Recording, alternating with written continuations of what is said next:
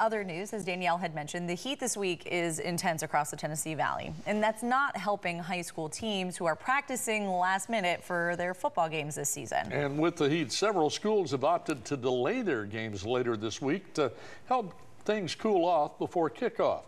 News 19's Alexa Harley talked with coaches about how they are getting ready while keeping athletes safe.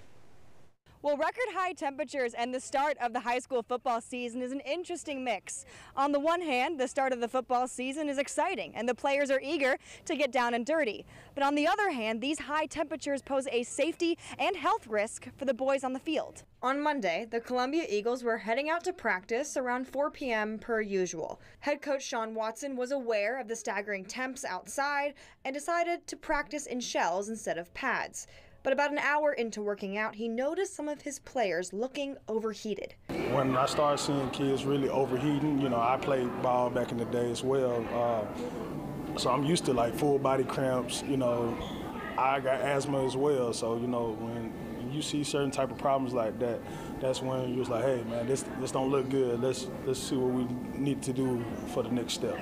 So as a precautionary measure, Coach Watson alerted paramedics to assist some of his players.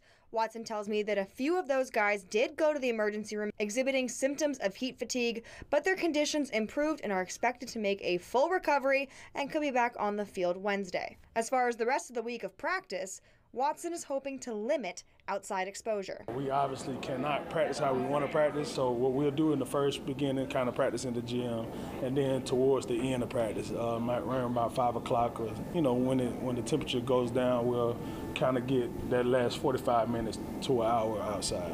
For parents of athletes, there are signs of heat fatigue that you can look out for. Dizziness, vision changes, stomach ache, your body quits sweating. And the sports medicine department at Huntsville Hospital has been working with coaches in the area ahead of this week's high temperatures.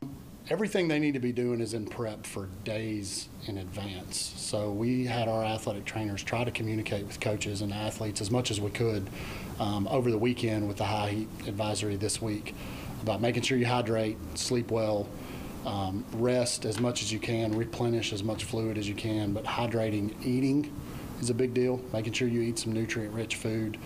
Try to stay away from fast food as much as I hate to say that. Now this sweltering weather will continue the rest of the week as the first high school football games kick off all across North Alabama.